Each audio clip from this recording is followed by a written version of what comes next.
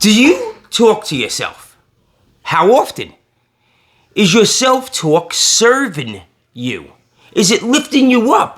Or is it bringing you further down the spiral of despair? I love self-talk because it's something we do naturally, and I believe in pairing methods that help us with actions we naturally take. I like to say it's the easiest way to slip one past the goalie. The goalie being our subconscious mind, because our subconscious is what we're fighting against.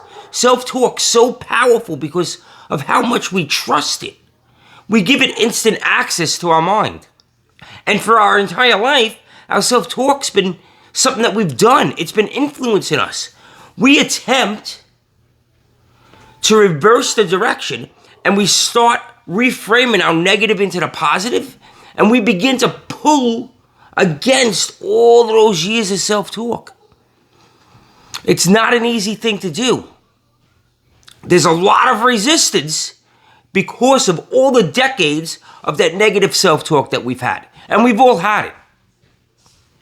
Here are 5 methods I use that help me gain as much leverage against the weight of all of those decades of self-talk so that I can make the transformation.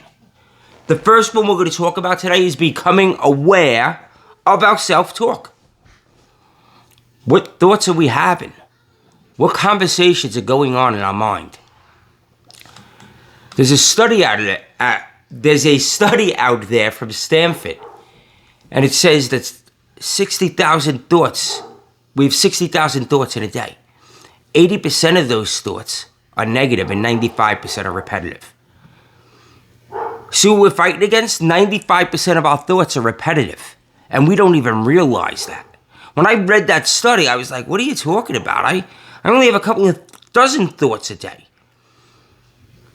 It's our subconscious we're fighting against. 80% are negative, 95% are repetitive. So how do we get that 80% to 70% and 60% and 50%? How can we start going automatically to the positive and not the negative? Throw a little test out there for you guys. 85% of our fears never come true. Were you one of the people that said, woohoo, 85% of my fears don't come true? Or were you one of the people that said, what about the other 15%? We have a negative bias. Because the negative bias comes from our amygdala, which is a survival mechanism from our caveman days. Our mind is there to keep us safe and to make sure that we survive. And that's where the negative bias stems from. So being aware that we're having so many negative thoughts, even when we don't physically realize it, is the first step. Because now, when that negative thought does bubble up to the top, we can immediately attack it. And we could start reframing it so that our mind starts automatically going to the positive as much as possible. How do we do that? We become aware of the thought. We literally slow our lives down. We start living more in the present. We start paying attention to the conversation that's going on in our head, and we don't just have it. And then we ask, is this self-talk based on fact or assumption? Is it serving me or not? Is the thought serving me? If it's not, we kick it to the side. We thank it for trying to protect us, and we just kick it to the side. If it is serving us, then we embrace it more. Then we tie a little bit of emotion to that. When I have a thought that, regardless of whether it's serving me or not, if it's serving me, then I do this next step immediately. If it's not serving me, then I adjust the thought and I do this next step.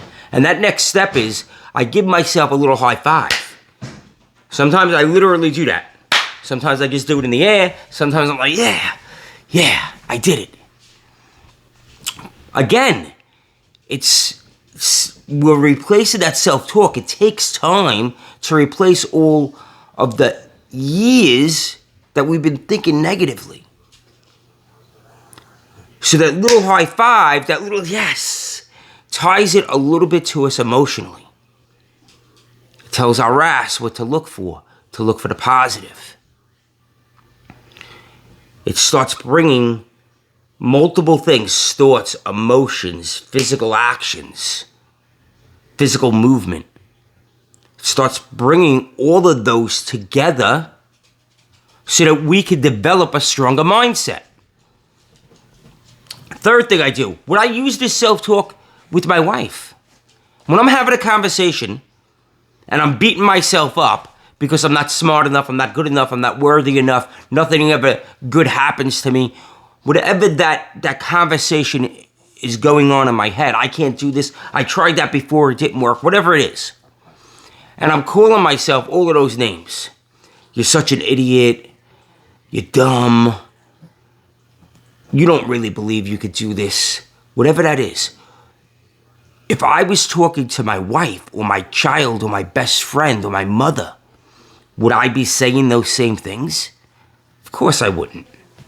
Somebody gave me a really great strategy once to use with people, and now I start using it with myself. And that strategy is treat the person as if they were Jesus. So when my kid makes a mistake, I don't yell and scream at them because I wouldn't yell and scream at Jesus. I'd go over and I'd try and help it and make it better and have compassion. We could all use a little more compassion in our lives. So I do the same thing with myself now when I'm having those conversations and the little angels over here and the devils over here and they're battling back and forth. Hold on a second. Would I have this same argument? Would I beat up my wife, my child, my mother? Would I say this to Jesus if he was standing here in front of me? No. So have some grace. Show yourself some grace. You'll get through it. What are some things that now I've identified, right? Those are 3 ways or methods of identifying the self-talk. What are some things I can do to start reversing that self-thought? Self-talk. I list 3 wins. I pay attention to my wins. I list 3 wins every day. And I pay attention to gratitude. I start practicing gratitude. Because in practicing gratitude, I'm starting to see all the good things in life. And then I can open my mind up to the possibilities that are all around me, to the opportunities that are all around me. So I literally write out, I don't think it, I write it out. 3 wins for today. Those wins can be as monumental as I just purchased a new house, I just landed my dream job, or they could be as simple as my win today is I woke up and my back wasn't sore. I was able to get right out of bed. That's a win. I can be grateful for that also. Sometimes my back goes out. I get a weak back. Sometimes my back goes out and it takes me 5 or 10 minutes. You know what I'm talking about. You gotta roll out of bed. You can't just jump up. You're not the spry little young chicken that you were. So, I pay attention to those wins. I write out my wins. I pay attention to gratitude. I practice gratitude. I tell people that I'm thankful for their help. I have a box right over here of thank you cards right in my office so that I can scratch out a card real quick and mail it out to somebody. And then I imagine the smile on their face when this arrives in the mail and they're like, what is this? Because we all get mail that we're not expecting. And it's a card. It's not like a business envelope, it's a card. So they open it up and then they read. That's what happens. That's what happens when my stand goes dead. They read the thank you card and how I am grateful for their time and what they did and how they helped me. Whether that was a suggestion they did, a problem they solved, just taking my call. I'm looking to write more stories. And somebody volunteered their time. They said, I will help you. Go read this book and go pay attention to these 3 things. And then come back to me and let's talk about it. And I'll help you through this process. I'm eternally grateful to that individual. Scratch out a quick card. Mail it out to him. He's never going to expect it because it's who he is. He's just doing it because that's who he is. He's not going to expect something to show up in the mail. Think of the smile that he's going to have. Think of the joy he's going to feel because of that one small action. Gratitude plays big time for both the recipient and yourself. And the last thing we're going to talk about today is I practice what's the opportunity in this? What lesson can I learn? COVID hits. What lesson can I learn out of this? I learned a ton of lessons out of COVID. Communication with clients, communication with staff, communication with my teachers, communication with other investors, communication with tenants, how to become more organized on the operational side of things. I think the biggest lesson I learned in COVID is always have cash reserves. Because I had cash reserves and COVID hit, I wasn't as concerned with the business being shut down and the unknown of when it was going to open up.